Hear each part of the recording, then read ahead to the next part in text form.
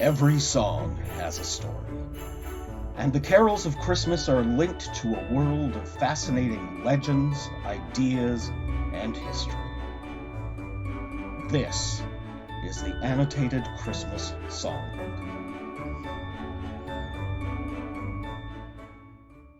Through the course of this podcast, I've had the pleasure of telling you about dozens of Christmas carols, ancient, obscure, and new. But whenever you talk about Christmas music, there is one song that almost inevitably springs to mind. It is perhaps the most iconic of all Christmas carols, Silent Night.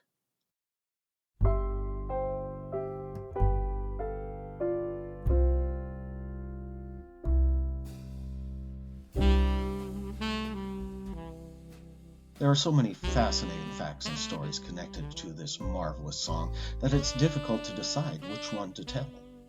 I could talk about how it helped bring an interlude of peace in the midst of a bloody Great War.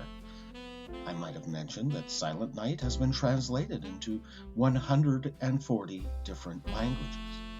I might have mentioned that its home nation of Austria is so protective of its song that it has banned any singing of it until Christmas Eve. In an earlier episode, I talked about how the song was born out of emergency and improvisation. I could have added that when the song's creator, Joseph Moore, passed away, he was so poor that he only had one possession to his name, a very special guitar. I could have also pointed out the fact that there are over 26,000 versions of Silent Night posted on Spotify, meaning that you could listen to a new version every night for 72 years. But I'd like to share a more personal reflection. I grew up in a quiet, almost idyllic suburban neighborhood in Canada. My family home was only a few blocks' walk from our church. So close that on Sunday my family and I could easily walk the way there. I have many fond memories of that church and the people there, but I have a special place in my heart for the midnight candlelight services on Christmas Eve. The late hour meant that the congregation was rather small, but also very intimate. The songs that were sung were stirring old favorites like O Holy Night and Little Town of Bethlehem, all performed in imperfect harmonies and perfect sincerity. The highlight of the service came at the end. The room's lights would dim and a candle would be lit from the Christmas candle in the middle of the Advent wreath. Then that flame would be transferred to a candle held by another person, and that flame would be shared from person to person until everyone was lit by a warm glow, light and darkness, warmth and cold. With candles in hand, we would sing a song about a silent night when mercy and redemption came into a lonely world. The flames flickering through each verse, lighting faces and hearts filled with contentment and caring, lifted high at the third verse to symbolize light coming into the world. That's how it was every Christmas Eve, a metaphor expressed through community. And it wasn't until the song ended that the candles were blown out, which always struck me as rather sad. There was one year, I must have been in my early teens, that after the service I was sent home ahead of everyone on some errand.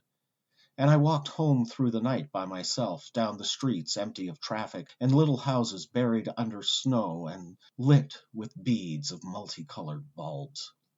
The route home had a shortcut across a snowy park in a crescent that I knew well. My brothers and I had used the shortcut many times without much thought.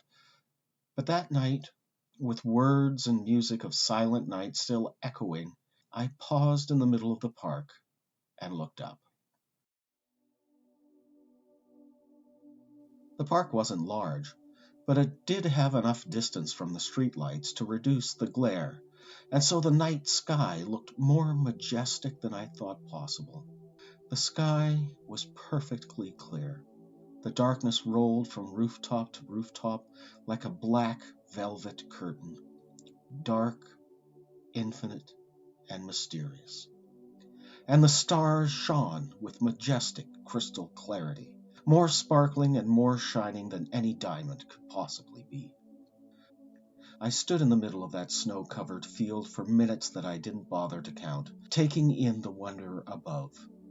Stars of wonder, stars of night. And standing there, in the snowdrifts, under the evening sky, looking for a single special star amongst the scatter of brilliance, I was filled with a feeling of peace, of calm and satisfaction, a confidence in the universe and in a dark little world into which a little light had come. And that is what I wish for all of you this Christmas. On behalf of everyone who have been proud to bring you this celebration of Christmas and its music, for you and your loved ones, may you find that sense of peace, heavenly peace.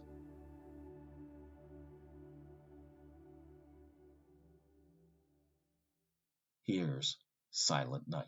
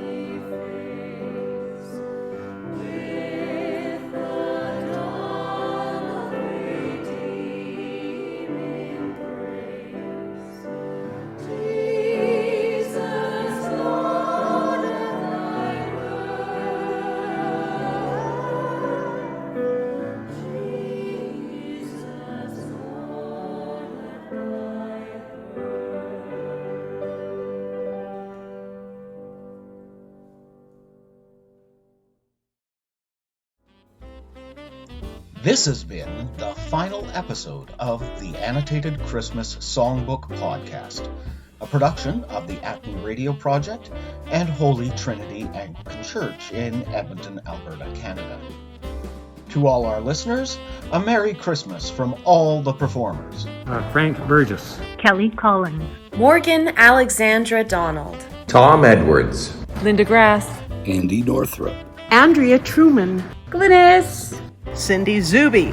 Musicians for this podcast included Pat Campbell, Tim Campbell, Mark Dickens, Ed Garrick, Spencer Krzyzanowski, Talisa Mandan, Axel Sparks, Pat Thompson, Carla Weisberg, and Rhea Bursink on Holy Trinity's amazing Cassavant organ.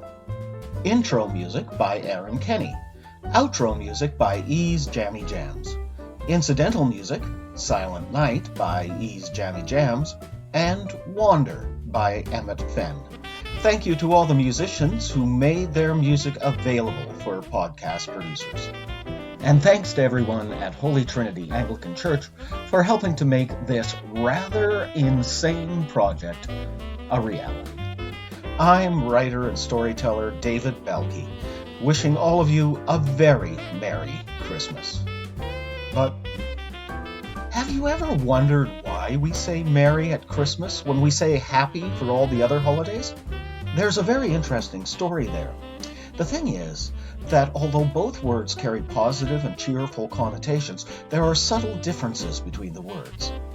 Happy is a feeling, while merry is an attitude. Clear? No, I didn't think so. Happy derives from the ancient word hap, which denotes luck. So happy is something you find or discover.